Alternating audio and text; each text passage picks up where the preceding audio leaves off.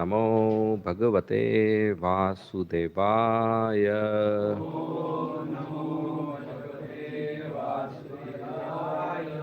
ॐ नमो भगवते वासुदेवाय।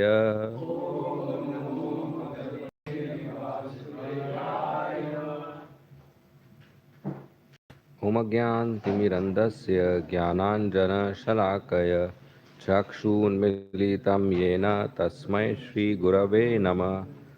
नमः ॐ विष्णुपदाय कृष्णपृष्ठाय भूतले श्रीमते भक्तिवेदान्त स्वामी इति नामिने। नमस्ते सारस्वती देवे गौरवाणी प्रचारिणे निर्विशेषा शून्यवादी पाश्चात्य देशतारिणे। जय श्री कृष्ण चैतन्य प्रभु नित्यानंद श्री अद्वैत गदाधर श्रीवासादि गौर भक्त वृंद। हरे कृष्णा कृष्णा कृष्णा हरे हरे, हरे Ram Ram Ram Hare Hare. Hare Krishna. So we start. We read next verse.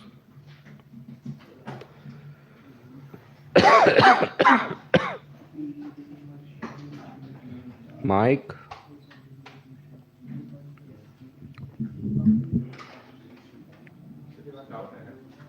Yeah, go ahead. I had heard that, like we were discussing about bad omens. So last year only we had an accident which happened in our temple premises, Ramnavami. So I heard like, is it that these these kind of incidences happen just because of poor mismanagement, or also due to some sinful activities which happen in the temple? Like, is it like, I heard some devotee telling like there was another incident in another temple where some fire broke out, and then the devotee was mentioning that it happened due to some breaking of four regulative principles. Like, he was connecting it with that. So well, it's a sensitive topic, and for me it's more sensitive. So I'll give a biased answer, so better I don't give answer. Anyway, it's my duty to answer neutrally. So if you say it's because of poor mismanagement, that itself is a sinful activity, right? So definitely there are a combination of factors. But on the topic, yes, it's a bad omen. It's not a event in itself. It is cause of something. An accident is cause of something. It's cause of sinful reactivity. A young person dying, son dying before father. It's a symptom of something bad. So overall, Kali Yuga is bad, and if it is happening in the community, is symptom of something bad. Okay. Okay. Next.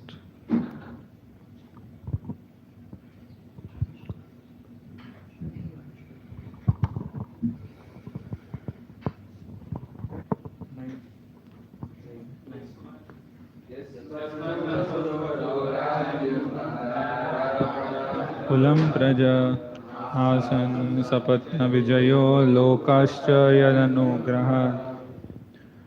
From him only all our kingly opulence, good wives, lives, progeny, control over our subjects, victory over our enemies, and future accommodations in higher planets have become possible.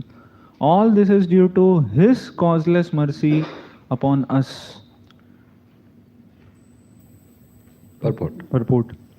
Material prosperity consists of a good wife, good home, sufficient land, good children, aristocratic family relations, victory over competitors, and by pious work, attainment of accommodations in the higher celestial planets for better facilities of material amenities.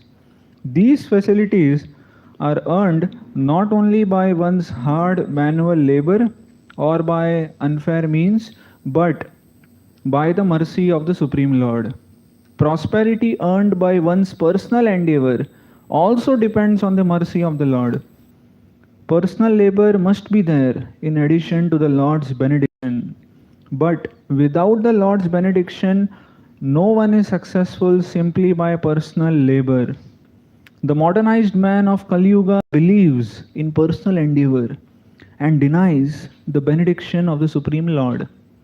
Even a great sannyasi of India delivered speeches in Chicago protesting the benedictions of the Supreme Lord.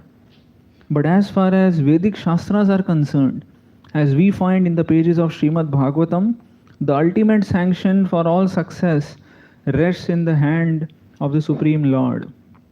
Maharaj Yudhishthir admits this truth in his personal success, and it behooves one to follow in the footsteps of a great king and devotee of the Lord to make life a full success. If one could achieve success without the sanction of the Lord, then no medical practitioner would fail to cure a patient. Despite the most advanced treatment of a suffering patient, by the most up to date medical practitioner, there is death. And even in the most hopeless case, without medical treatment, a patient is cured astonishingly. Therefore, the conclusion is that God's sanction is the immediate cause for all happenings, good or bad. Any successful man should feel grateful to the Lord for all he has achieved. Wow, such a nice reading. It's only possible by the mercy of Krishna. So, if somebody doesn't have a good wife, that means he doesn't have mercy of Krishna. No? He has mercy of Krishna. That's why he doesn't have a good wife. Wow, self-realized soul. So whatever we have and whatever we don't have, both is mercy of Krishna. Anything which is considered successful is mercy of Krishna. Any result we want that cannot be obtained only by our hard work or our ideas or intelligence or skill or talents. It has to have a sanction of the Supreme Personality of Godhead. So for success or for result of our endeavors, we depend on Krishna. That's the primary factor. So Yudhishthira Maharaj is convinced of this and is expressing it. That whatever we have today, the opulence, the queens, the palace, the victory, the kingdom, the future in heavenly planets, liberation, is all because of mercy of Krishna.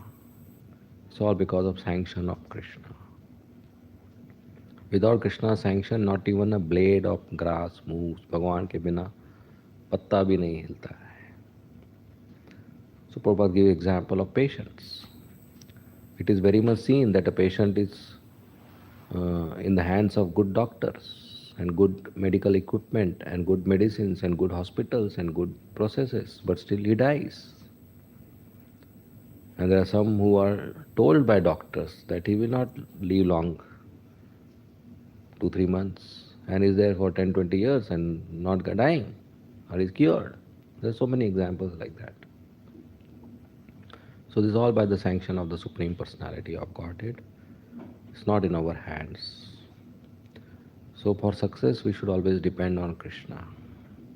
And whatever we have, we should know is because of Krishna. So we should be grateful to Him and never be proud of our accomplishments or achievements or possessions and think we are the owners. Krishna is the owner. He has given us, and still after He gives us also, it belongs to Him. So whatever success we have, material, objects or even otherwise, name, fame, reputation, scholarship, memory, skill, talent, ability, strength, whatever it may be. It's all because of Krishna, given by Krishna, for the service of Krishna, by His sanction. So it's His mercy. We have taken up Krishna consciousness, it's His mercy. Today we are sitting here and hearing Bhagavatam, is His mercy. Today we'll have dinner, that's His mercy. And tomorrow we'll wake up in the morning, that is His mercy. And by you chant the holy name, that's His mercy. And you breathe, that's His mercy. Everything is by His mercy. So devotee should be consciously and constantly alert about this. That Vasudevam Sarvamiti. Everything is Krishna's mercy. Okay? Yes. Tomorrow if you don't wake up that Krishna's mercy. you said what is there and what is not there is Krishna's mercy. So finally, Maya has sanction of Krishna to put you into ignorance and illusion. Maya is doing his job, you do your job. Maya will do job of making you sleep, you do your job of getting up. Maya also has Krishna's sanction to put the individual souls into illusion. Without Krishna's sanction, even Maya is not successful to put us into illusion. Right?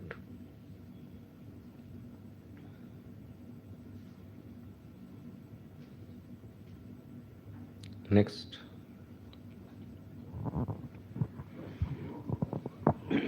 Text 10. Divyan Muhammad Bhayam no Buddhi Mohanam. Just see, O man, with a tiger's strength, how many miseries due to celestial influence, early reactions, and bodily pains, all very dangerous in themselves, are foreboding danger in the near future by deluding our intelligence.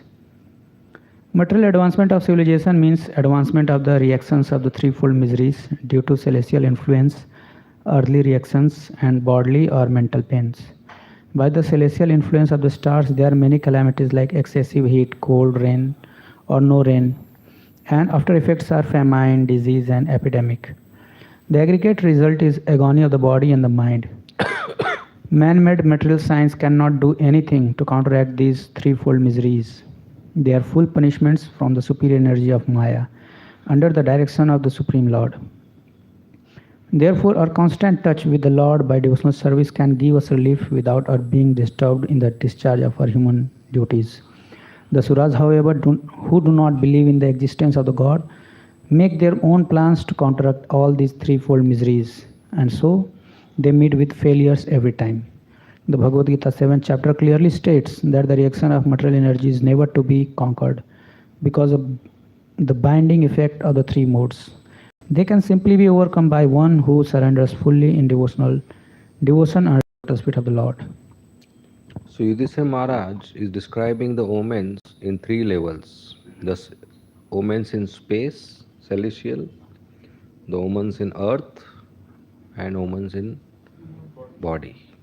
So that we will discuss. So everything in the material world, generally in scriptures, if everything has to be considered, it is considered like this: body, earth, space, space, earth, body. Everything is encompassed in space. So those who, so these are all under the three modes of material nature. So those who want to overcome this, they can overcome this only by surrender to Krishna, not by fighting with material nature. There are two different things. One is to try to be victorious, another is to try to be above. So going head on to fight with Maya is not the job. We cannot do Mama Maya Durataya. Krishna's Maya divine energy is very, very difficult to overcome. We can't fight with Maya. But we go to the master of Maya, Krishna. and surrender to him. And he will tell Maya not to disturb us. And that's how it will work. So we take shelter of Krishna. So prapadyante, we surrender to Krishna. Then we can overcome Maya.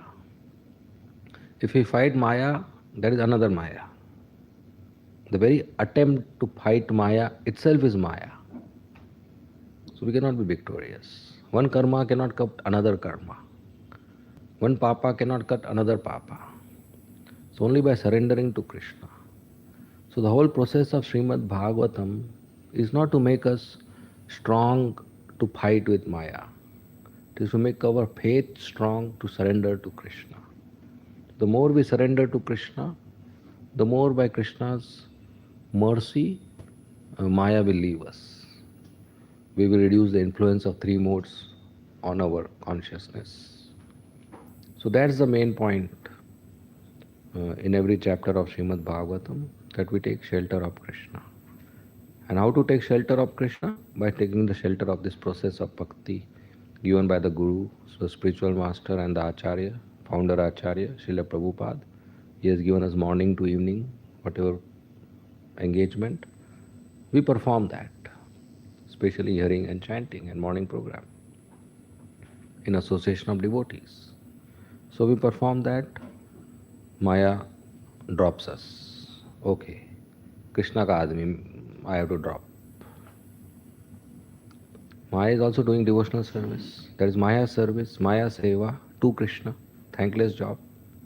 So we approach Krishna. That should be our method. Not unnecessary fight and struggle with Maya. Okay? Next. Yeah, Govind Kumar. What is the meaning of this foreboding danger in the near future? Is there to come in the near future? Yeah, the omen talks about uncertainties which have happened or which are going to happen, including danger. That's omen. Omen means it talks about the incoming event also. Same, that's it. Okay? It talks about No. Prabhupada talks about that in the purport. But Yudhishthira Maharaj is talking about, in general, visible events which foretell. For him it's a foretell because the news is going to come. Foretelling the news of Krishna's disappearance. And danger of, after Krishna disappears, things will be more worse. Kali Yuga will be there. That's the danger. So this is not talking about three kleshas. They are also there. But this is talking about other events which he is going to describe now. Okay?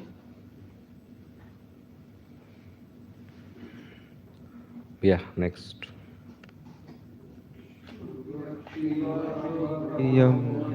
Spurantya anga puna puna vepatachapi hridaya aradhashanti vipriyam.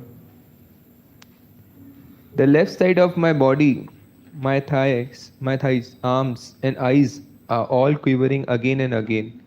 I am having heart palpitation due to fear. All this indicates undesirable happenings. Purport. Material existence is full of undesirables. Things we do not want are forced upon us by some superior energy, and we do not see that these undesirables are under the grip of the three modes of material nature. When a man's left eye, arm, and thigh all quiver constantly, one must know that something is going to happen which is undesirable. These undesirables are compared to fire in a forest. No one goes into the forest to set fire, but fires automatically take place in the forest, creating inconceivable calamities for the living beings of the forest. Such a fire cannot be extinguished by any human effort. The fire can be extinguished only by the mercy of the Lord, who sends clouds to pour water on the forest. Similarly, undesirable happenings in life cannot be checked by any number of plans. Such miseries can be removed only by the mercy of the Lord, who sends his bona fide representatives to enlighten human beings, thus save them from all calamities. So in this verse, he is describing the omen in his body. So queering of left hand, left arm, left thighs, and left eye is considered inauspicious. And sometimes you may see in your body also, if it is happening constantly, something inauspicious. But don't worry, within Hare Krishna land, all good. And palpitations of the heart, which generate fear, nervousness. Sometimes if you are about to go for your exam or interview or meet a VIP or something important like this, we have some palpitations, some fear, like that. So that's the subtle mind or subtle body giving rise some gross event, some event in gross body. So the fear is in the subtle body, in the mind, but it's giving rise to gross in the body. And the situation, an event has occurred in Dwarka, that Krishna has disappeared, but because of the connection, here Yudhishthira Maharaj is seeing the effect in his body. And that's possible, because the universe is not disconnected. Everything is connected to everything else. And especially when there is love between devotee and Krishna, it's definitely connected. As I gave the example of love between mother and child or two friends. So these events will keep happening. Even if there are no omens, don't think everything is auspicious in the world. What you read omens here, and tomorrow you go and you don't see any omens in the celestial space and our body and earth, and you think, wow, Mumbai is so great, no omens.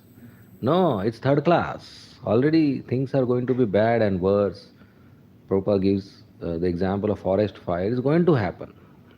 You go to Andheri station, and I challenge you, take a challenge that you will go to Andheri station 2 hours and come back and you will not touch a single person. No, some or other, even if you avoid, somebody will push you, somebody will touch you, some touch will happen. Cannot be avoided. Friction will happen. So in forest, friction happens between two parts of wood in the tree, and forest fire happens. And there is no way to put off the forest fire unless there are clouds which shower rain. So only by Krishna's mercy this is possible. Only by the mercy of Bhagavatam this is possible, that we can attain peace in this world. There is no other way. If two people are related, somehow they'll give distress to each other as well as happiness to each other. That's part of life.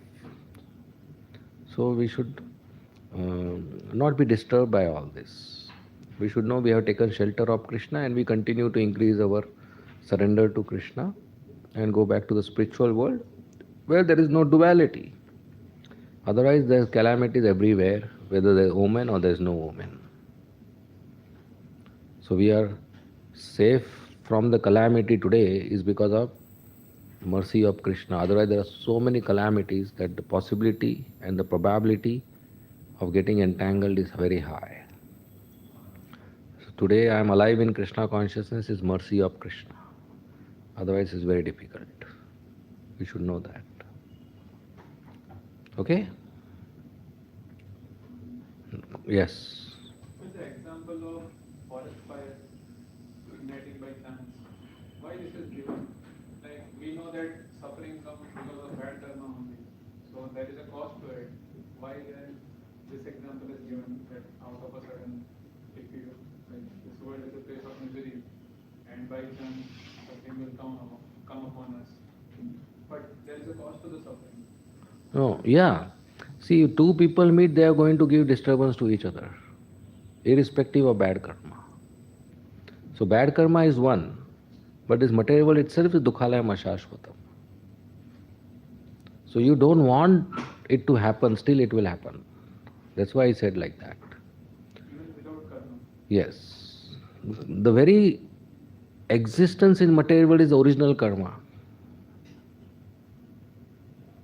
Right? The original karma is we came here. Now I am do all good, still some suffering will happen. If you have not done any bad karma, and you have a family member who has done a bad karma, and he has pain, and you have not done any bad karma, still you will have pain because you are seeing his pain and you are attached to that family member. Right? If you walk on the road and see people crying and you have not done any bad karma, still you will be painful. Right? So pain is inevitable. Pain will be there even if you are not. If you are following all the laws on the road, traffic laws, and driving your car very, very safely, still there is a possibility of accident because somebody else may not follow the law. Right? So even if you don't break a law, still you will have a problem. That's material world. Okay?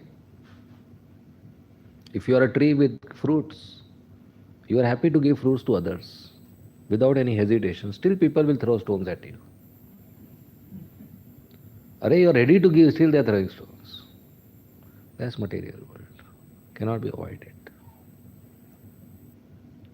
Cannot avoid mosquito biting you. And cannot trace it to a bad karma.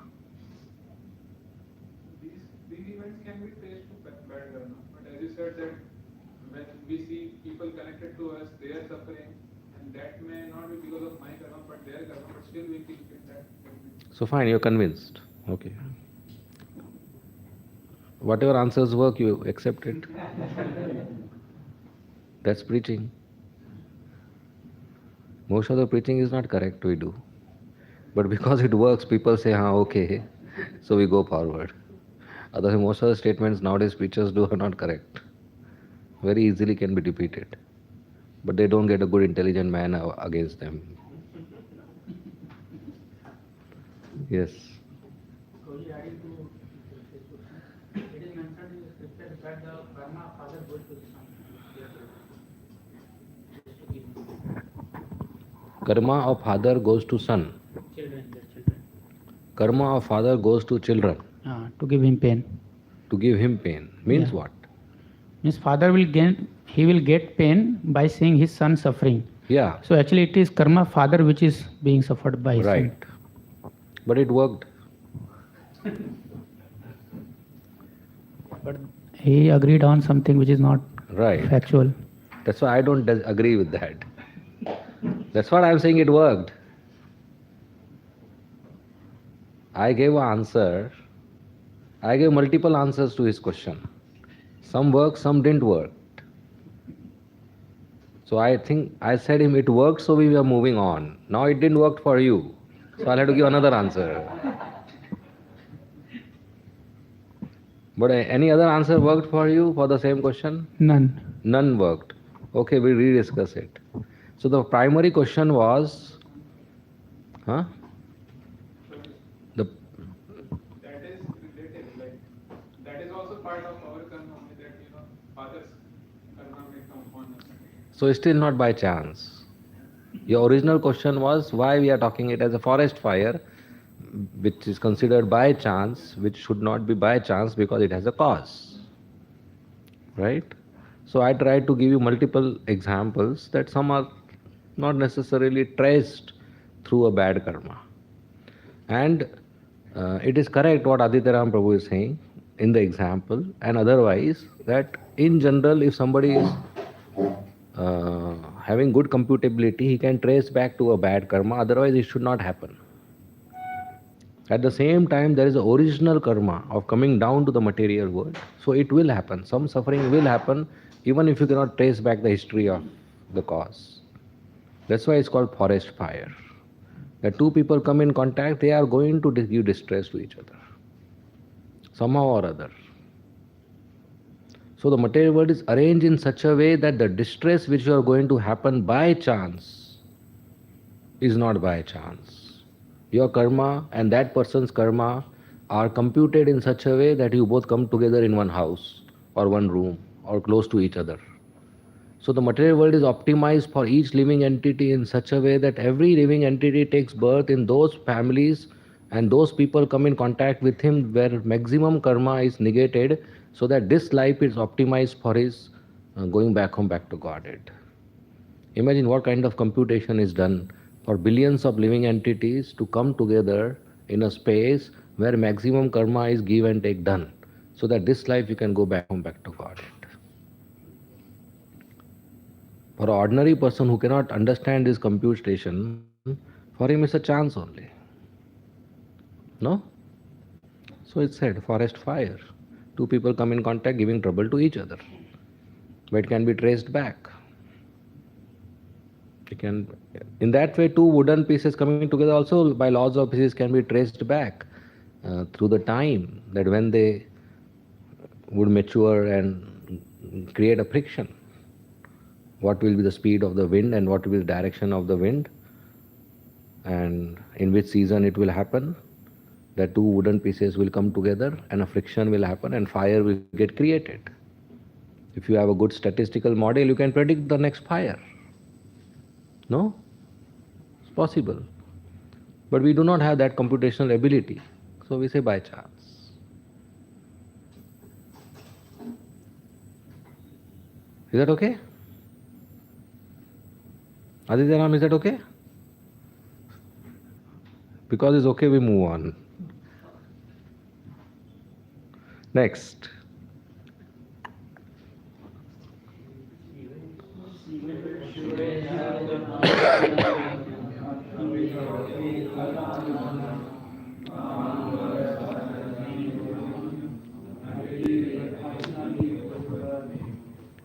Just see, O Bhima, how the she-jackal cries at the rising sun and vomits fire, and how the dog barks at me fearlessly. Purport: there are some bad omens indicating something undesirable in the near future. So crying of jackal on seeing the sun, of course we don't experience that in the city. Jackals are not here. And dogs barking, that we experience whole day. Sometimes even when the dogs are not there. So that's all bad omen on the earth. Okay? Next.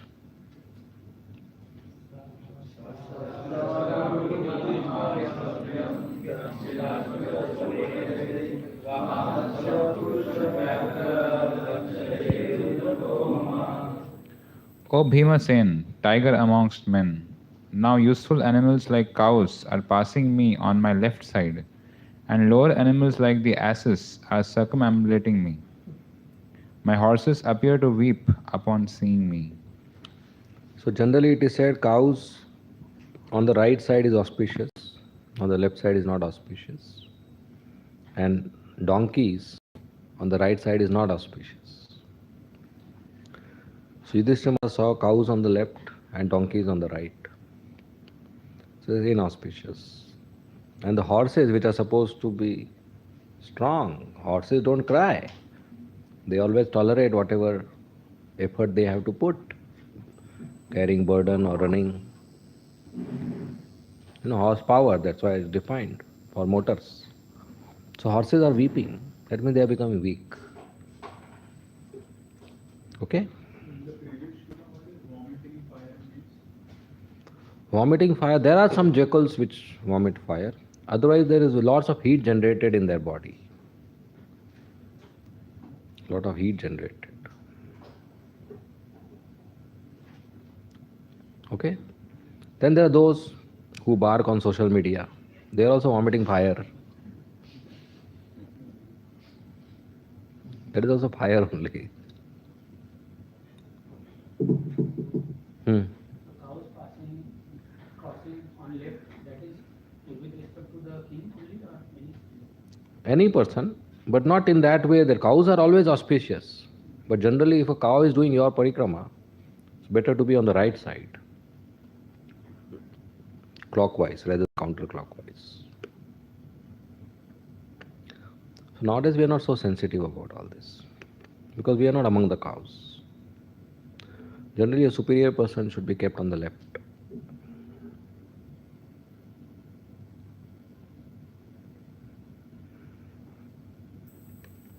If you go to meet a superior person, keep him on the left. So you are on his right. So he can give you blessing with his right hand. Otherwise, you have to give it like this.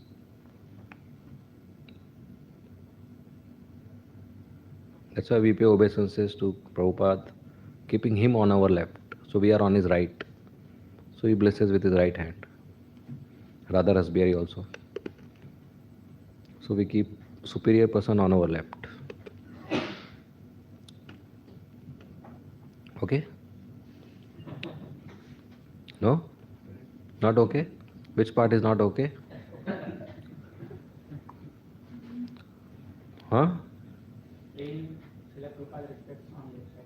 Not okay? So then what you want to do? Actually, in scripture it is mentioned that Gurus we should pay obeisance from front. But just because Radha Rasbihari will be there in front, we pay obeisance, so we pay. Yeah, front or left. So that he can touch his right hand on your head. If you want Guru to touch you, he will touch with his right hand.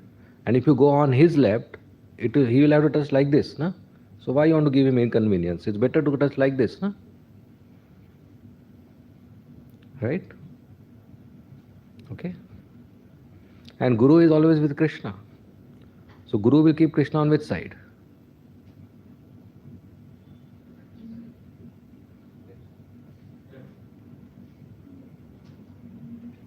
If you approach Guru and imagine Guru is with Krishna, which side Krishna will be? His left side.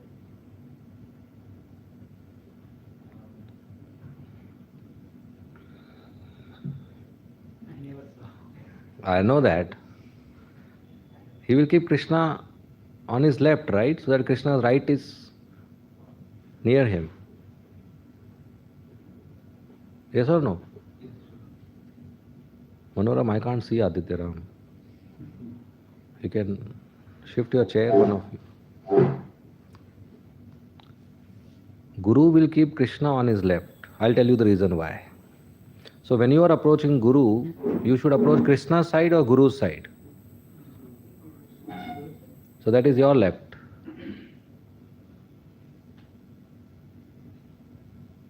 Come here. Come one more devotee. Come Rasbihari. Come one more. One more.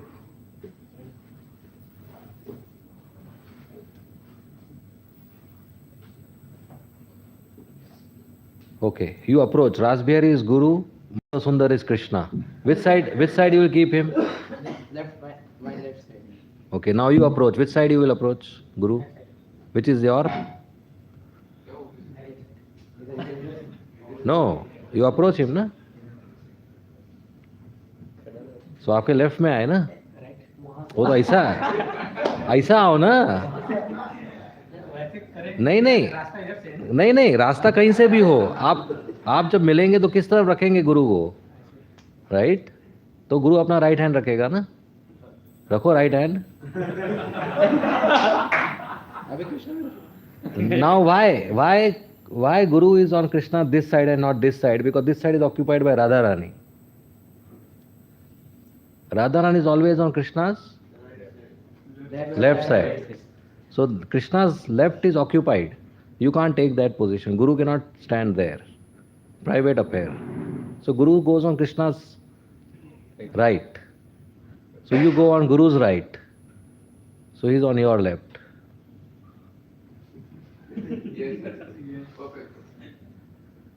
Okay कोई राधा रानी बन के आ जाओ भाई.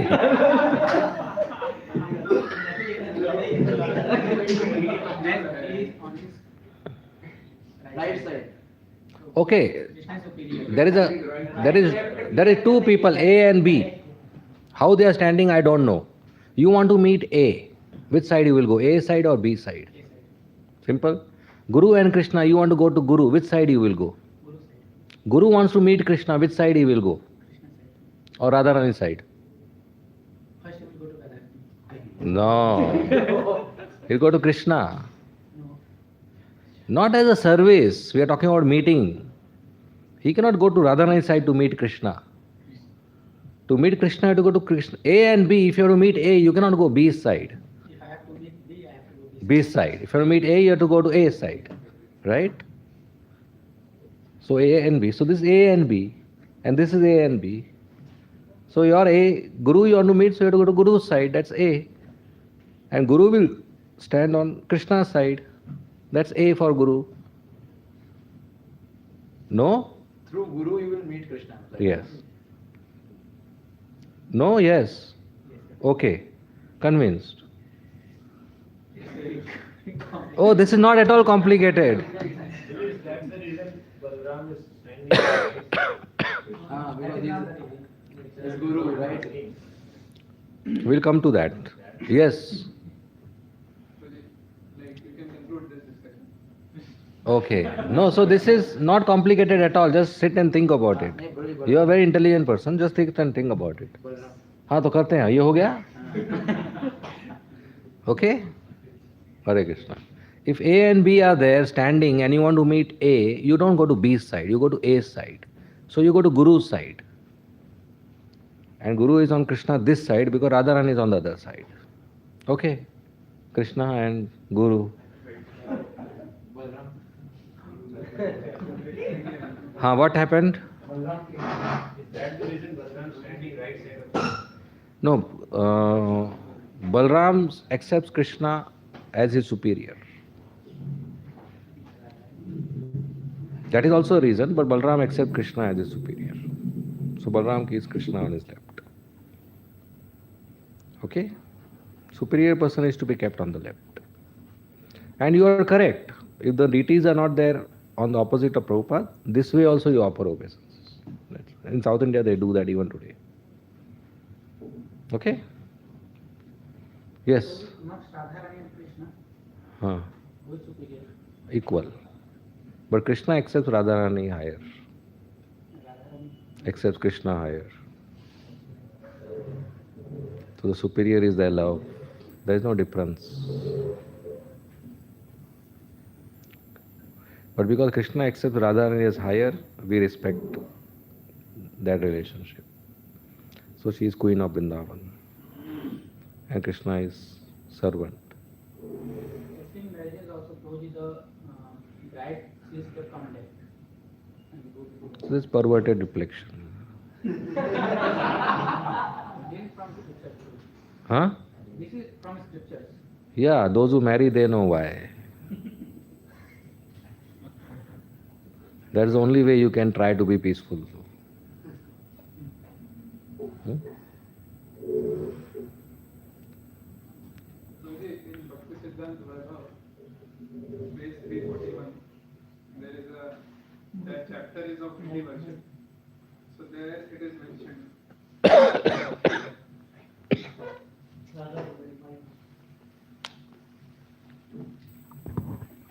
Hare Krishna. Srila Jagannath Das Babaji, Srila Bhakti Vinod Thakur, and Gaur Kishore Das Babaji, present in the form of pictures, arranged right to left in accord with the tradition that a junior should be to the left of a senior. Junior should be always on the left. Yeah, so this chapter describes clearly that. That's why in Gaudiya Mutt you will see that the acharyas, they are kept in a opposite sequence. Like Jagannath Babaji Maharaj will be the senior most will be to the right most, and the juniors will be to their left. No, And this makes sense also, Prabhuji, because as we can see, Radharani is to the left of Krishna. Krishna is senior, so he is on the right. Balram is senior, so he is on the right to Krishna. And Gaur Nitai, Nityanand Prabhu is on the right. No, we have seniors on the. Senior should be on the right most, and the junior No, should we be have on the on our altar seniors on the. So left. I asked Sevatullah Prabhu. So then he said that actually that is correct, but then Prabhupada told us to keep the photos like this. Why Prabhupada told like that? So that was because Prabhupada told we are doing that. He also ended there. Okay.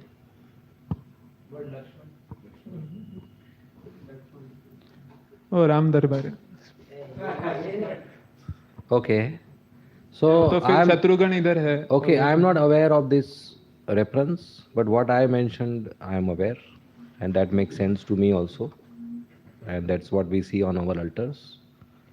So as far Means as we can say that Guru is on the lotus feet of Krishna. He is at the feet of Krishna, But not when- on the right side. Like he will be at the lotus feet of no, Krishna. that's not the question. It's not the question whether Guru is on the right of Krishna. Guru's Guru is on the right of Krishna. So the logic which was given that Radharani is on this side, that's why Guru has to be here. So that is Lalita is there. So he is the No. parampara sits at the feet of Krishna. But in the sequence at the feet of Krishna also we have Prabhupada's Bhakti Siddhanta Swami Thakur not on the left. Junior is not on the left. Junior is on the right here. So that is because of Prabhupada's instruction. So Prabhupada instructed, there is some reason for it. What my understanding is I shared. Okay, not very much directly agenda of what we are reading now. So let's move on.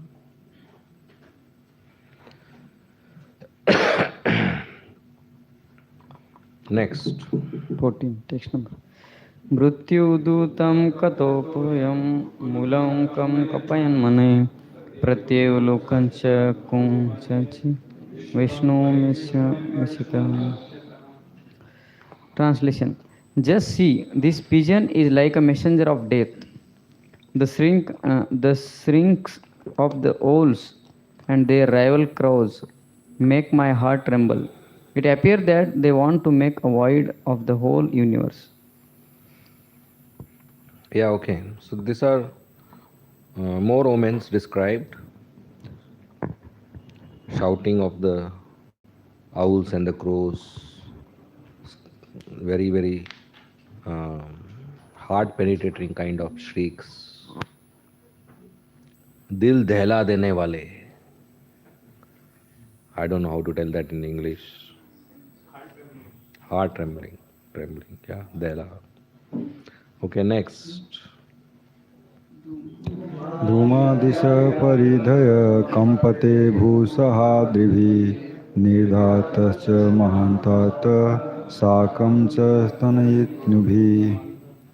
Just see how the smoke encircles the sky. It appears that the earth and mountains are throbbing. Just hear the cloudless thunder and see the bolts from the blue. Okay. Next.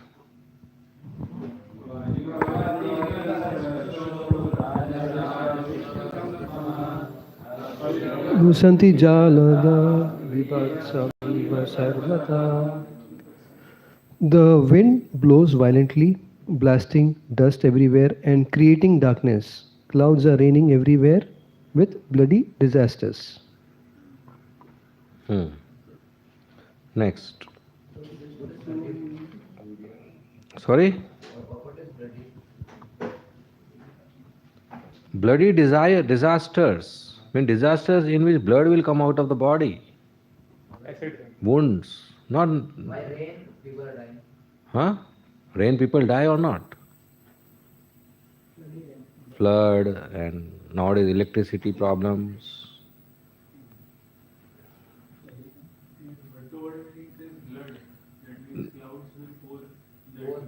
That is also there. See, this is talking about disasters because of clouds. So that can be anything. It can be flood, it can be tsunami, it can be lack of rain. Clouds causing it. Yeah. So, Prabhuji, when Krishna left this earth, then Kali entered. So, is it the case when Yuga changes, these things come to change? Because at present these things are not. Presently, worst are happening. Presently, everybody around are doing all kind of sinful activities, which was not happening at that time. Yeah, so like when ages changes from Dwapar to Kali. So some transitions, these are basically omens described happening because Krishna disappeared. When two yugas change, there is a transition. So definitely those who are in both the yugas, mature enough, they will be sensitive to see the changes. But not everybody, because people also get degraded. Like now, 10 years before and today, how many of you see the change in the society? Is it degraded? Yeah, see, it's already. And do you see some more degradation happening in next 10 years? See, you are all already sensitive, like Yudhishthira Maharaj, right? So same thing. So the changes are happening, degradation is happening.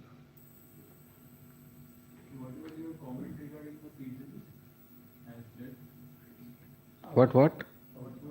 Yeah, so when Yudhishthira Maharaj saw the pigeons generally bring good news or kind of news. When he saw them, he thought he's bringing the news of death. Bearer of news. Pigeons are bearer of news.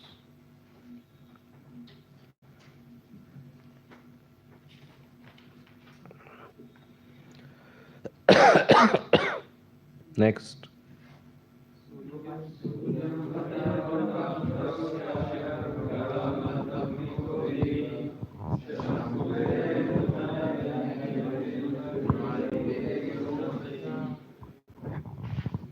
The rays of the sun are declining, and the stars appear to be fighting amongst themselves. Confused living entities appear to be ablaze and weeping. So it's more dark, gloomy, depression. And stars and planets are coming more closer to each other as if they are fighting. And because they are coming closer, the sun is also coming closer to other planets. So as if the rays on the earth is declining. There are two meanings to that. And the living entities, because of lack of knowledge, a person is confused, so they are appearing like that, confused about their duties. When things are bad around you, you are confused whether you should continue to be good or you should also be like them. Should you also undergo a change? You should also adopt a new lifestyle. It's like that. So there's confusion around when Krishna is not present. Nobody's happy. Okay? Next. नत्यो न दास्य च वृद्धा सरांसि च मनांसि च न ज्वलन्ति अग्निरज्येन कलौयं किं विभष्यति. Rivers, tributaries, ponds, reservoirs, and the mind are all perturbed. Butter no longer ignites fire. What is this extraordinary time? What is going to happen? Just like imagine a close family relative dies in the family, then all the other family members, they will appear very depressed, gloomy, not performing their usual activities. Their household paraphernalia will no longer be attractive, and a nice ice cream in the fridge will no longer be attractive. So that's what Yudhishthira Maharaj, for him the whole world is like that. Yeah. Through these verses, during this time, so can we say like Krishna was conspicuous by his absence? So it was a actually auspicious moment also because he was conspicuous. No. How, in what sense? It's not directly clear. Of course, this gives intensity of remembrance. And Krishna never disappears. Even Yudhishthira Maharaj knows Krishna doesn't die. But Prabhupada mentions it's a customary sentiment which Yudhishthira Maharaj is also expressing in his pastime. But generally, devotees don't like this Leela. So why you want Krishna to be absent to feel his presence? Krishna is always present, Vasudeva Sarvamiti, everywhere. No? Just like in Vrindavan when Krishna was. So that's a separation, feeling of separation. But there are no bad omens. There are Brajavasis not eating and feeling pain and not decorating their body and simply lazily lying around instead of doing their duties, but not this kind of omens. So that is love in separation. There's a pain of separation, vipralamba. So there's higher intensity of attachment to Krishna. Okay?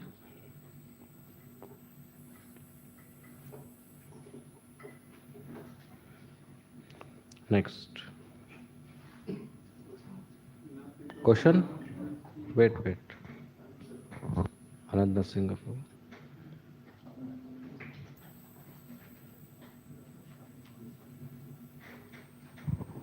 These humans can see in a present age also, no? Worse than that. We see Anyone and everyone can see this, no, in their lives. Yes. Already we are seeing worse situations. And we are hearing just, if you read newspaper, you see worse situations. And you go on the road, you see worse situations. People loitering, taking drugs, smoking cigarettes, and poor, hungry, running here and there, accidents. It's already third class. Hellish situation already because of lack of God consciousness. When I see this kind of omens in my life, I told to seniors and so, but they don't believe it. They kuch nahi hai. But after some time something will happen, like corona and something. Well, I saw before that, and I see so many omens. I meet with 2-time accidents, and before that, I realized something will happen. I don't know what, but this my heart beating so much fast. It means something bad will happen to me. No. But after some time, I realized that accident happened. No, definitely, it's good you are sensitive. And if nobody believes you, don't worry, come and tell me. I'll believe you. I will believe you. It's very good to be sensitive like this. Very good. So, be confident. Huh? Yes. So definitely today also same omens happen. If you're sensitive, you can perceive. Thank you. If you are sensitive and intelligent, you can know what is going to happen tomorrow. What will happen? I don't know, but something will happen that mind will always irritate. Yeah, it and happens with me fearful also. situation always. Yeah, it happens with me also. Possible. Thank you. Many times it has happened with me. I feel somebody is not okay. Just I get a feeling and I give a call to that person, and actually there is a problem going on. So that happens. Next. न पिबन्ति स्तनं वत्स न दूयन्ति च मातरः उर्वन्ति अश्रुमुखगावो न हर्षन्ति ऋषभव्रजे. Translation: The cows do not suck the teats of the cows, nor do the cows give milk. They are standing crying tears in their eyes, and the bulls take no pleasure in the pasturing grounds. Next. Padanti va svidayanti yucchalanti cha ime jana padagrama purodhyanaksharsama prashtasriyo nirandanda kimagam darshayanti naha. Translation: The deities seem to be crying in the temple, lamenting and perspiring. They seem about to leave. All the cities, villages, towns, gardens, mines and hermitages are now devoid of beauty and bereft of all happiness. I do not know what calamities are now awaiting us. Right. Next. मन्येतेर्महोत्पातैर्नूनं Bhagavata पदः Ananya पुरुषो श्रीभिर्हीना भूर्हतसो भगः. I think that all these earthly disturbances indicate some greater loss to the good fortune of the world. The world was fortunate to have been marked with the footprints of the lotus feet of the Lord. These signs indicate that this will no longer be. So, it's great fortune of Mother Earth that Krishna walked on this planet. But when Krishna stopped walking, which means the pastime of him not being visible, that's a great misfortune. So even in our life, when we have darshan of Radharaj Pyari and holy name on our tongue and Mahaprasad, it's a great fortune, it's a great mercy. So we should not take it granted. That anyway is there. The day it will not be there, it will be a great misfortune.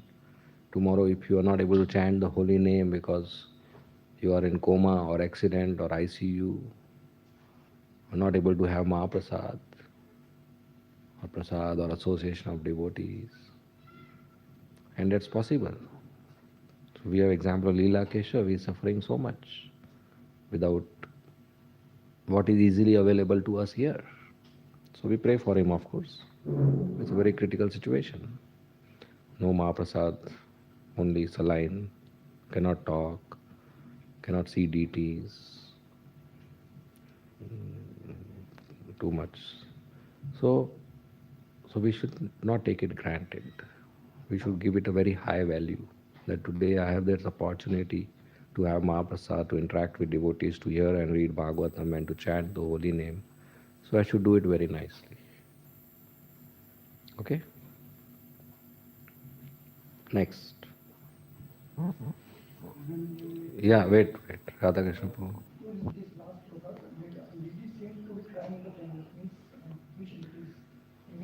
Both. The Vishnu and even demigod deities, they are not happy. The Kshatriyas and the kingdom would have other temples and other deities also. Lord Shiva, Mother Durga, Ganesha, Vishnu, Surya. Yeah. Next.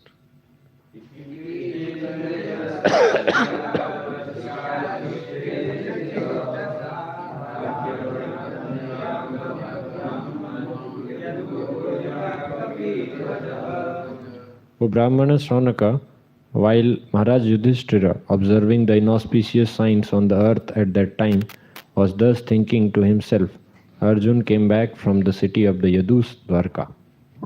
So Arjuna had gone for 7 months and now he is back. He has gone to find out what is the next program of Lord Krishna. Especially now after the war, most of the demons are killed. And while Arjuna is gone so long, has not returned, Yudhishthira Maharaj is fearful by seeing the omens. So now Arjuna returns and is hoping to get confirmation, but now we will see, he sees Arjuna's situation. It's very, very pathetic.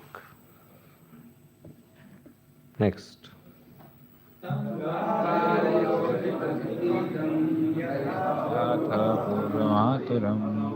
Adho vadanam abindun sajantam nayanabjaya. When he bowed at his feet, the king saw that his dejection was unprecedented. His head was down, and tears glided from his lotus eyes. So Arjuna came back in a very, very dejected state, crying.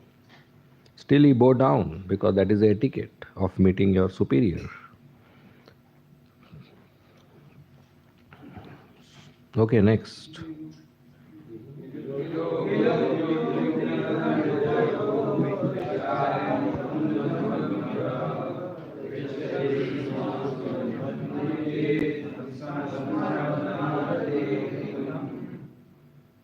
Seeing Arjuna fail due to heartfelt anxiety, the king remembered the indication of the sage Narada, questioned him in the midst of the prince.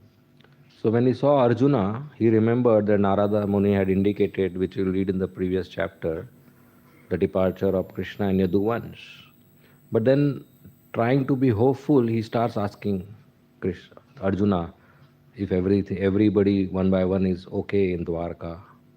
And also he starts assuming certain reasons why Arjuna could be dejected. And he asks him that kind of questions also. And finally he comes to Krishna's departure. And Arjuna then narrates further. Okay, we'll read next few verses will be all this. Yudhishthira uvacha pachidanatha purana svajana sukha madhu bhojadashaha Asattva Sadha Krishna.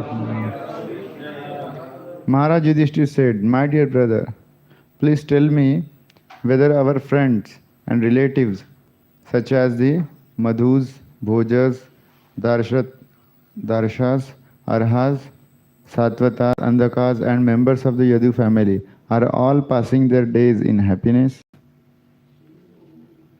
Go ahead.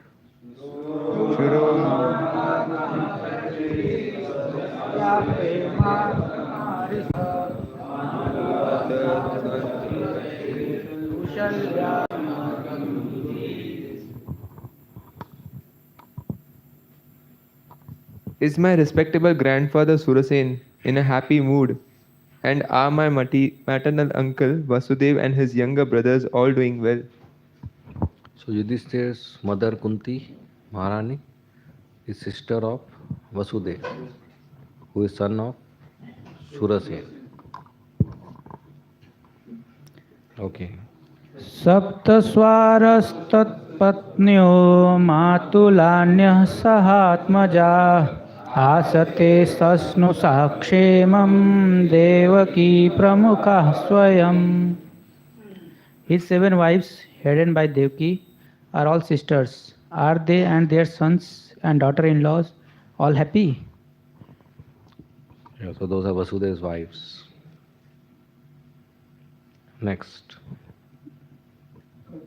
Wait. Aditya Prabhu has a question. In Krishna book, it is mentioned that he had 13 wives. Okay, in one place it's mentioned there are 18 wives. 13. 18 also is mentioned at one place. So I'm adding to the confusion. So there are two understandings. One is these are the 7 present in Dwarka, and Yudhishthira Maharaj is asking Arjuna about Dwarka, not about the whole relatives who are present otherwise at other places other than Dwarka. So there were some wives which are in Dwarka, some wives which are not in Dwarka. And the other understanding is that some were not from Kshatriya origin, so he would marry them but keep them in their father's village only, from Vaishya origin or somebody. But only Kshatriyas he kept them Dwarka. Okay? Yeah. One more understanding can be, these are the sisters of Devaki. Others will be there. Yeah. They are sisters mentioned in the books. Okay.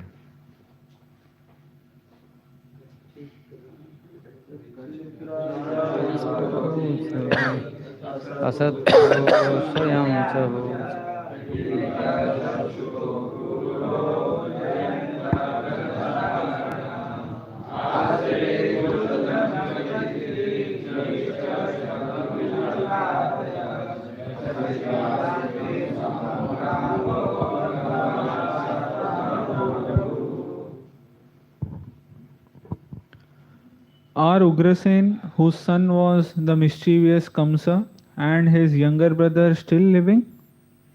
Are Hridika and his son Kritavarma happy? Are Akrura, Jayanta, Ga, Saran and Shatrujit all happy? How is Balram, the personality of Godhead and the protector of devotees? Purport. Hastinapur, the capital of the Pandavas, was situated somewhere near present New Delhi, and the kingdom of Ugrasen was situated in Mathura. While returning to Delhi from Dwarka, Arjuna must have visited the city of Mathura, and therefore the inquiry about the king of Mathura is valid. Amongst various names of the relatives, the name of Rama or Balram, eldest brother of Lord Krishna, is added with the words the personality of Godhead, because Lord Balram is the immediate expansion of Vishnu Tattva as Prakasha Vigraha of Lord Krishna. The Supreme Lord, although one without a second, expands himself as many other living beings. The Vishnu Tattva living beings are expansions of the Supreme Lord, and all of them are qualitatively and quantitatively equal with the Lord. But expansions of the Jiva Shakti, the category of the ordinary living beings, are not at all equal with the Lord. One who considers the Jiva Shakti and the Vishnu Tattva to be on an equal level is considered a condemned soul of the world. Sri Rama or Balram is the protector of the devotees of the Lord. Baldev acts as a spiritual master of all devotees, and by his causeless mercy, the fallen souls are delivered. Sri Baldev appeared as Sri Nityanand Prabhu during the advent of Lord Chaitanya, and the great Lord Nityanand Prabhu exhibited his causeless mercy by delivering a pair of extremely fallen souls, namely Jagai and Madhai. Therefore, it is particularly mentioned herein that Balram is the protector of the devotees of the Lord. By his divine grace only, one can approach the Supreme Lord Sri Krishna, and thus Sri Balram is the mercy incarnation of the Lord, manifested as the spiritual master, the savior of the pure devotees. Clear, right? Next. Wait. Yes. Halt. Govind Kumar Prabhu has something to say.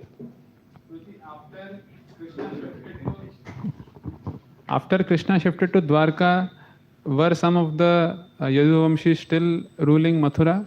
So after the problem of Jarasandha was finished, they would still use Mathura, and Ugrasen would stay there sometimes. So they shifted to Dwarka because there was a repeated attack on Mathura. So once that was over, they didn't abandon it. Okay?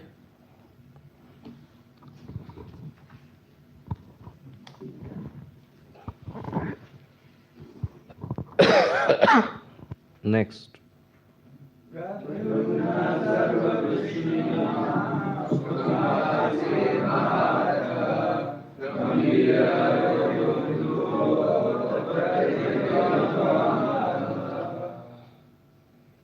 How is Pradyumna, the great general of the Vrishni family? Is he happy? And is Anirudh, the plenary expansion of the personality of Godhead, faring well? Purport. Pradyumna and Anirudh are also expansions of the personality of Godhead, and thus they are also Vishnu Tattva. At Dwarka, Lord Vasudeva is engaged in his transcendental pastimes along with his plenary expansions, namely Sankarshan and Pradyumna and Aniruddha, and therefore each and every one of them can be addressed as the personality of Godhead, as it is mentioned in connection with the name Aniruddha. Okay. Coming back to Govind Kumar Prabhu, your question. You know Krishna killed Dantavakra? Where? Mathura. So after Krishna killed Shishupal, Dantavakra, who is friend of Shishupal, was so angry that he went to Mathura to kill Krishna. And Krishna was in Dwarka. So Narad Muni told Krishna that Dantavakra has gone to kill you in Mathura. Because Dantavakra thought Krishna is in Mathura. Because Mathura city was there. So Krishna came from Dwarka to Mathura very fast, without weapons. Because he was not concerned to kill Dantavakra. He was concerned Dantavakra will not find me in Mathura and cross the Yamuna and go to Vrindavan and disturb my devotees there. So he came to Mathura, caught him at the border and killed him with Dantavakra's club. He killed Dantavakra. Like that. But when Krishna killed Dantavakra, that time Shalva attacked Dwarka when Krishna was absent. And further pastimes take place. Prabhu, can one of the understanding be like this also, like since Dantavakra was searching for Krishna, although in a negative mood, so Krishna just to ye yathamam prapadyante, he made himself available because he was searching. Yeah, no, my point was that Mathura was present as a city. Yeah, but yeah, anybody who searches for Krishna, he receives the mercy.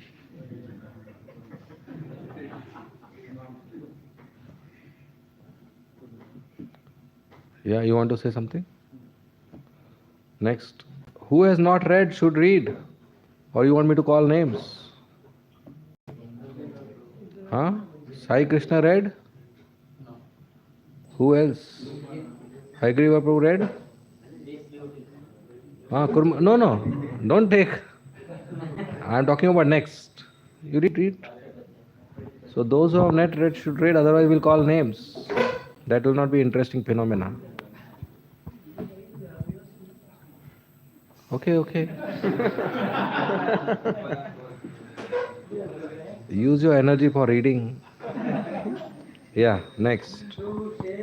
Sushena Suredeshnascha Sambo Jambavati Sutaha Anye cha Karshni Pravaraha Saputra Shabhadayaha. Are all the chieftains sons of the Lord Krishna, such as Sushena, Charudeshna, Sambha, the son of Jambavati, and Rishabha, along with their sons, all doing well? Purport. As already mentioned, Lord Krishna married 16,108 wives, and each of them had 10 sons. Therefore, 16,108 multiplied by 10 is equal to 1,61,080 sons. Multiply by 10. Go ahead. They all grew up, and each of them had as many sons as their father, and whole aggregation was something nearly 1.6 million 800 family members of the Lord. The Lord is the father of all living beings, who are countless in numbers. Therefore, only a few of them are called to associate with the Lord in his transcendental pastimes as the Lord of Dwarka on this earth. It is not astonishing that the Lord maintained the visible family consisting of so many members. It is better to refrain from comparing the Lord's position to ours, and it becomes a simple truth as soon as we understand at least a partial calculation of Lord's transcendental position. King Yudhishthir, while inquiring about the Lord's sons and grandsons of Dwarka, mentioned only the chieftains amongst them, for it was impossible for him to remember all the names of Lord's family members. Yeah, so Krishna had 11 children, 10 sons and 1 daughter from each queen. And the sons got married and the daughters got married and they had grandchildren, Krishna's grandchildren. So that was a very, very big family.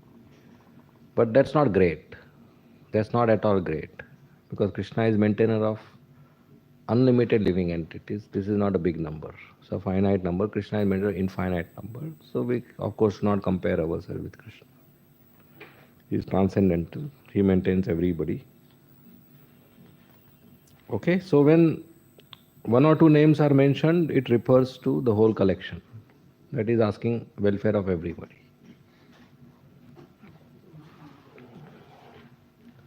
Next. तथैवानुचराशौरे तथैवो तावदय सुनन्दनन्द शीर्षन्या ये चान्ये सात्वतर्षभा अपि स्वस्ति आसते सर्वे रामकृष्ण भुजार्शया अपि स्मरन्ति कुशलम् अस्माकं बद्धसौहृदा. Also Shrutadev, Uddhav and others, including Nanda, Sunanda and other leaders of liberated souls, who are constant companions of the Lord and are protected by Lord Balram and Krishna, are they all doing well in their respective functions? Do they, who are all eternally bound in friendship with us, remember our welfare? Purport. The constant companion of Lord Krishna, such as Uddhav, are all liberated souls, and they are descended along with Lord Krishna to this material world to fulfill the missions of the Lord. The Pandavas are also liberated souls who descended along with Lord Krishna to serve him in his transcendental pastime on this earth. As stated in Bhagavad Gita 4.5, the Lord and his eternal associates, who are also liberated souls like the Lord, come down to this earth at certain intervals.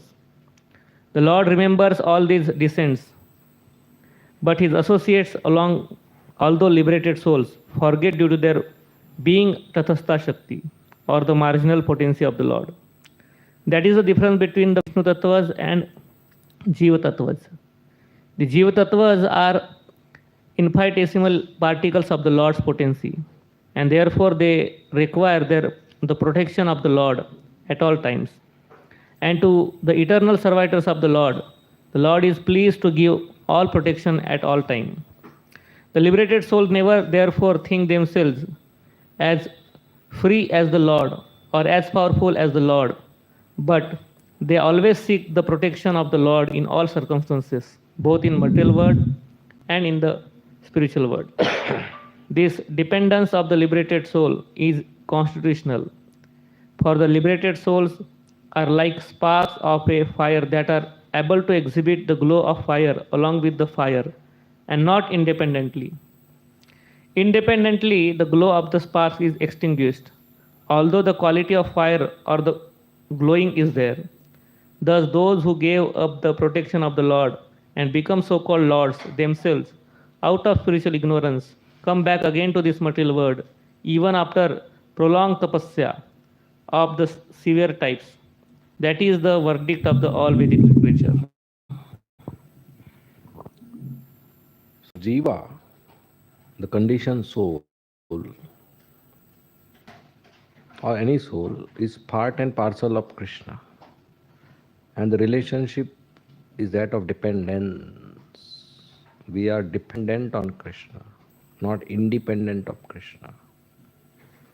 As soon as we try to be independent of Krishna, we come under the three modes of material nature. And whatever we do, we will keep struggling. So the only way for us to escape this material nature is to again depend on Krishna. So Srimad Bhagavatam, as we discussed in the morning, is teaching us to depend on Krishna. So whatever we do, however we do it with dependence on Krishna, not do it as we are used to do it from childhood, before getting understanding of this knowledge. So we depend on Krishna. And dependence is different from demand. So even if Krishna provides something which is not as per our expectation, still we should not get affected. That is the meaning of dependence. Demand means, just like in Amazon, you demand a product and they give something else and you are upset. Dependence means Krishna gives something else, you are not upset. Because you are dependent. Whatever he gives, you are okay, you are satisfied. So we are dependent on Krishna. He provides, whatever he provides, we are okay with it. That keeps our life peaceful. Otherwise, we will always be disturbed. Not all our expectations are going to be fulfilled, whatever the advancement may be. So we should always be satisfied with what Krishna gives us. Okay? Next. भगवान् अपि गोविन्दो ब्राह्मण्यो भक्तवत्सलः कचित् पूरे सुधर्मायां सुखम् आस्ते सुहृद्व्रतः. 1 minute. Let's read this again nicely. Go ahead. भगवान् अपि गोविन्दो ब्राह्मण्यो भक्तवत्सलः कचित् पूरे सुधर्मायां Sukham aste suhurdvrataha. Do you find difference between reading other verses and this verse? Or same? Huh? Almost same? One little difference? More difference? What is the difference? Yeah, it looks more joyful or not? Of course, Bhagavatam verses, we don't differentiate in that way. But see, Krishna's glorification is more joyful. The soul feels more joyful hearing about Krishna. His name is coming, his activities is coming, his qualities are coming. And his paraphernalia is in one shloka. So many things are coming. Okay, go ahead. Is Lord Krishna the Supreme Personality of Godhead who gives pleasure to the cows, the senses, and the Brahmanas, who is very affectionate towards his devotees, enjoying the pious assembly at Dwarka, Puri, surrounded by friends. Called. So we see he's not asking, how is Krishna? Is he okay? He is asking about Krishna, but he's asking in so nice way. That's how a devotee should approach Krishna. Offer beautiful prayers, glorifying his name, form, qualities, pastime, devotees, paraphernalia. And that comes natural for a loving devotee. So Bhagavatam is full of this beautiful glorification. Yeah, continue. Here, in this particular verse, the Lord is described as Bhagavan, Govinda, Brahmanya, and Bhaktavatsal. He is Bhagavan Swayam, or the original Supreme Personality of Godhead, full with all opulences, all power, all knowledge, all beauty, all fame, and all renunciation. No one is equal to or greater than him. He is Govinda because he is the pleasure of the cows and the senses. Those who have purified their senses by the devotional service of the Lord can render unto him real service and thereby derive transcendental pleasure out of such purified senses. Only the impure conditioned living being cannot derive any pleasure from the senses, but being illusioned by false pleasures of the senses, he becomes servant of the senses. Therefore, we need his protection for our own interest. The Lord is the protector of cows and the Brahmanical culture. A society devoid of cow protection and Brahmanical culture is not under a direct protection of the Lord.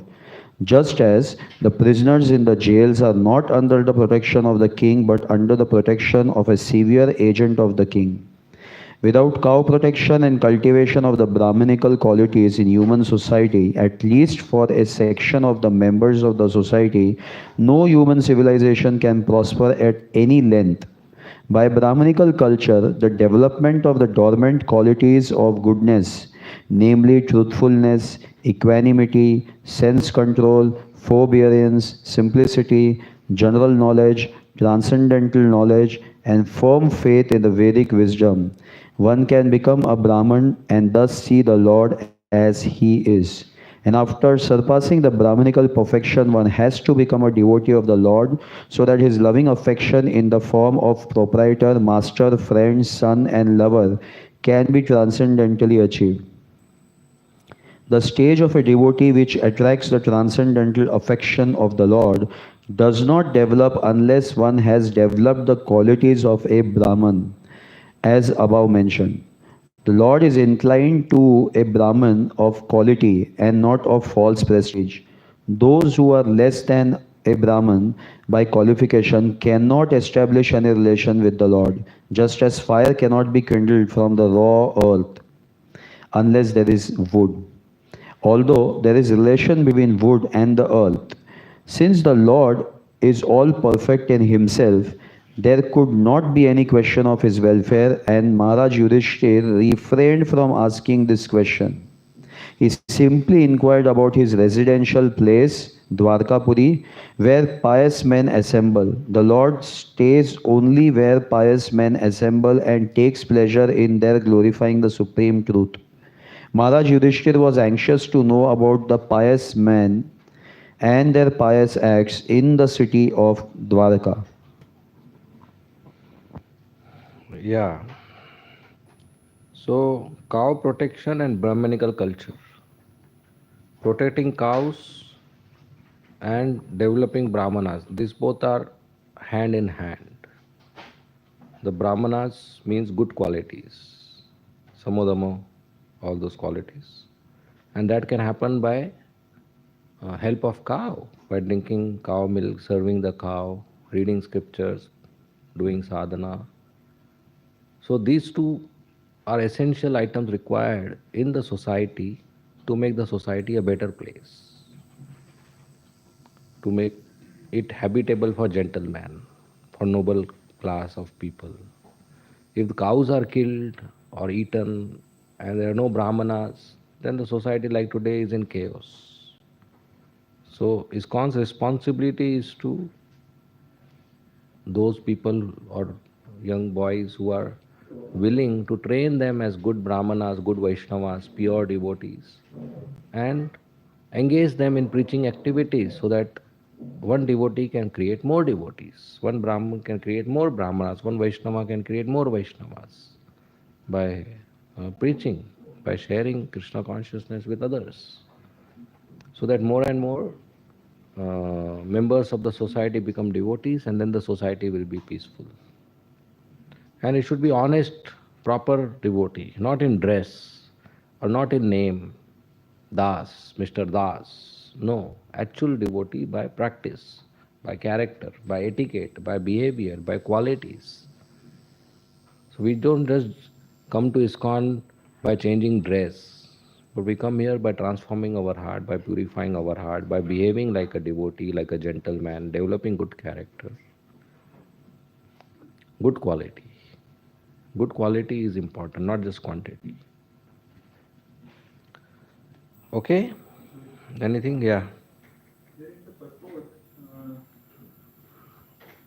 Somewhere in the middle of the purport, by Brahmanical culture, the development of the dormant qualities of goodness, and then Prabhupada mentions about the quality truthfulness, equanimity, and then he mentions transcendental knowledge, and he mentions general knowledge. So, like a Brahmana need not know... General knowledge about doing day-to-day things. You want to go from here to Andheri, you should know the bus number. That's not transcendental knowledge, that's general knowledge. 627 goes. That's general knowledge. But why that is to be included here? I mean, how does that... that is like a sort of... No, this is just for day-to-day interaction. If you are preaching or a Brahmana is going for doing yajna, he should have the knowledge of day-to-day interaction in social life. That's general knowledge. This is not talking about GK which we have about what is the capital of Africa and all. Maybe, but this is general knowledge to have a conversation with people whom you are preaching. If you have only transcendental knowledge and not general knowledge, would you be able to start the conversation? At least you start with how are you? No? You go to a boy, say which branch you are studying. That's general knowledge. And you say mechanical. He said, what is mechanical? He'll say, get out. What you will preach to him then? So that's general knowledge. So this is talking about general common knowledge for day-to-day interaction, even for survival.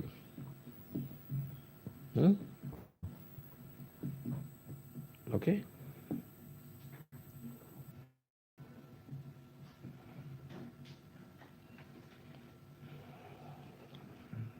Okay, anything else? Next.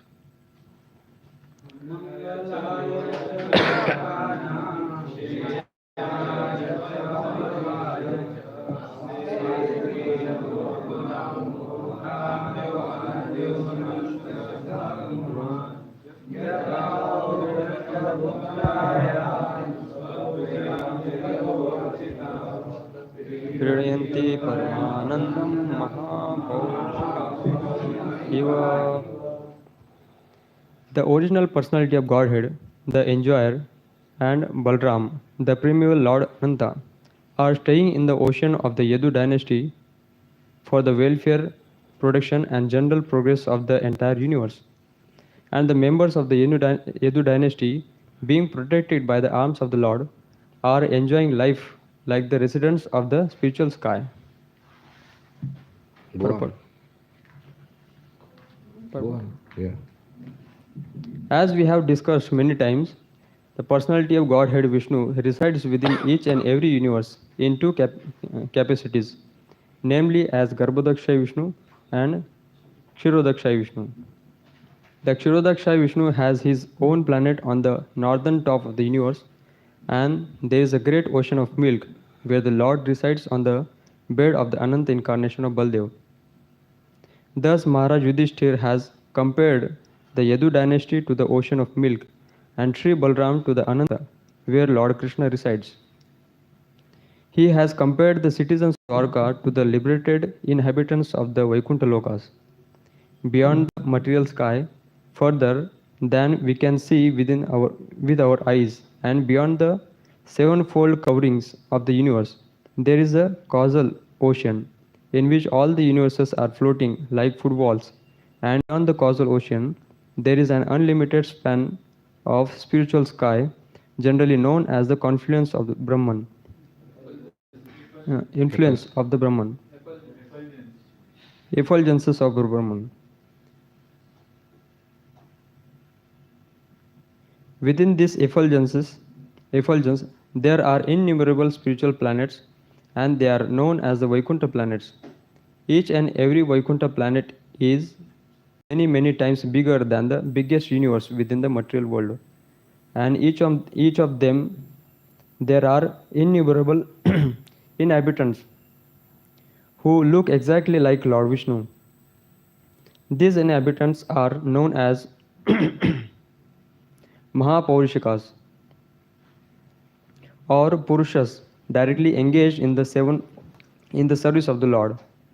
They are happy in those planets and are without any kinds of miseries, and they live perpetually in full youthfulness, enjoying life in full bliss and knowledge, without fear of birth, death, old age, and diseases, and without the influence of Kala, eternal time. Maharaj Yudhishthir has compared the inhabitants of Dwarka to the Mahapaurushikas of Vaikuntha Loka, because they are so happy with the Lord. In Bhagavad Gita, there are many references to the Vaikuntha Lokas, and they are mentioned there as Madhama, the kingdom of Lord. So whether Krishna is here within the material realm or in the Vaikuntha, both is same. It's Vaikuntha only. So the Dwarka Vasis, they are staying with Krishna and Balram, that's Vaikuntha only. We are staying with Radha Ras Bihari, that's Golok Vrindavan, spiritual world. Because of our contamination, we do not have that perception and experience. It's not different from Golok Vrindavan. We have to purify ourselves to have that kind of perception and experience. So all the Yaduvans, Yudhishthira nicely compares them to an ocean, milk ocean. And Lord Balram as Ananta and Krishna as enjoyer, Narayana, sleeping on the bed of Ananta in the milk ocean of Yadu dynasty, enjoying and protecting, and all the Yaduvans receiving the protection and maintenance, and they are also enjoying. So Krishna maintains us, we are his servants, he enjoys our service, and because he enjoys, we are his part and parcel, so we also enjoy and are happy. That's our relationship with Krishna, that we offer him service, he enjoys, and being his part, we are enlivened, we are joyful, and that's success of our life. That's perfection of our life. Okay? Next.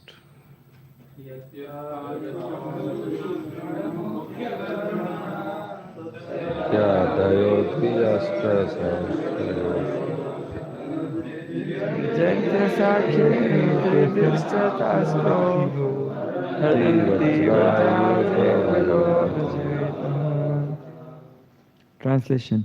Simply by administrating comforts at the lotus feet of the Lord, which is the most important of all services, the queens at Dwarka, headed by Satyabhama, induce the Lord to conquer the demigods.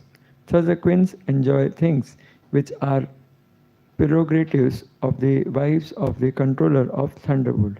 Purport. That's all. So purport you can read is just a story of Mother Satyabhama, Draupadi, meeting Satyabhama and Draupadi. So now he's asking about the queens. When he says Satyabhama, he includes everybody else. Okay? Next.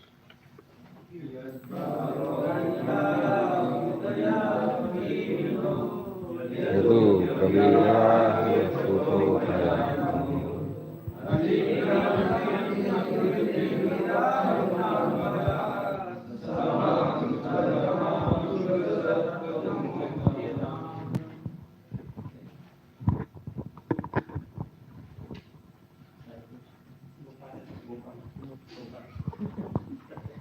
The great heroes of the Yadu dynasty, being protected by the arms of Lord Sri Krishna, always remain fearless in every respect. And therefore their feet trample over the Sudharma assembly house, which the best demigods deserved, but which was taken away from them. Those who are directly servitors of the Lord are protected by the Lord from all fearfulness, and they also enjoy the best of things, even if they are forcibly accumulated. The Lord is equal in behavior to all living beings, but he is partial to his pure devotees, being very affectionate towards them. The city of Dwarka was flourishing, being enriched with the best of things in the material world. The state assembly house is constructed according to the dignity of the particular state. In the heavenly planets, the state assembly house called Sudharma was deserving of the dignity of the best of the demigods. Such an assembly house is never meant for any state on the globe because the human being on the earth is unable to construct it. However, a particular state may be materially advanced, but during the time of Lord Krishna's presence on the earth, the members of the Yadu family forcibly brought the celestial assembly house to earth and placed it at Dwarka. They were able to use such force because they were certain of the indulgence and protection of the Supreme Lord Krishna. In other words, the Lord is provided with the best things in the universe by his pure devotees. Lord Krishna was provided with all kinds of comforts and facilities available within the universe by the members of the Yadu dynasty. And in return, such servitors of the Lord were protected and fearless. A forgetful, conditioned soul is fearful, but a liberated soul is never fearful, just as a small child, completely dependent on the mercy of his father, is never fearful of anyone. Fearfulness is a sort of illusion for the living being when he is in a slumber and forgetting his eternal relation with the Lord. Since the living being is never to die by his constitution, as stated in the Bhagavad Gita 2.20, then what is the cause of fearfulness? A person may be fearful of a tiger in a dream, but another man who is awake by his side sees no tiger there. The tiger is a myth for both of them, namely the person dreaming and the person awake. Because actually there is no tiger, but the man forgetful of his awakened life is fearful, whereas the man who has not forgotten his position is not at all fearful.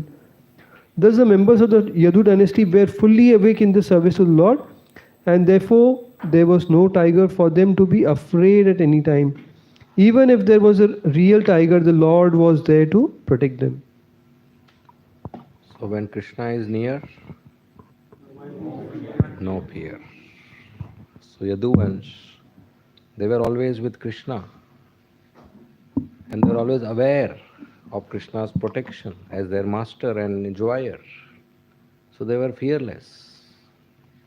So much so we will discuss that their fearlessness was a cause of a concern, and Krishna wanted them also to disappear because nobody else can destroy them.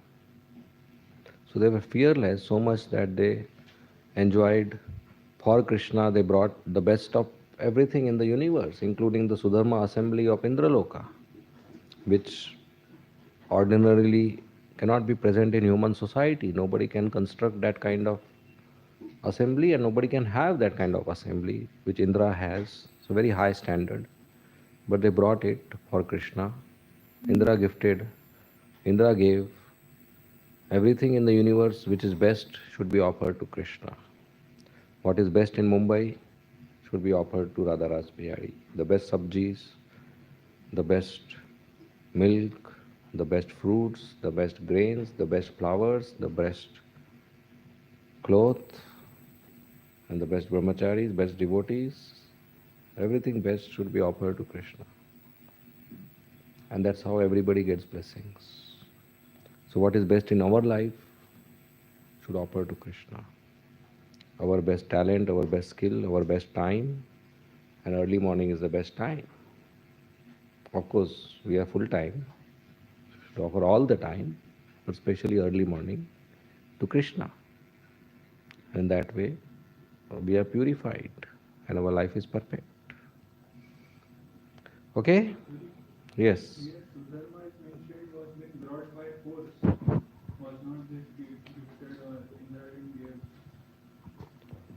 So there must be something which it's not described how they received it. It is just described that Indra gifted or gave at one place. Or might be some pastime which is not yet mentioned. Must be some altercation. Like Parijat he brought.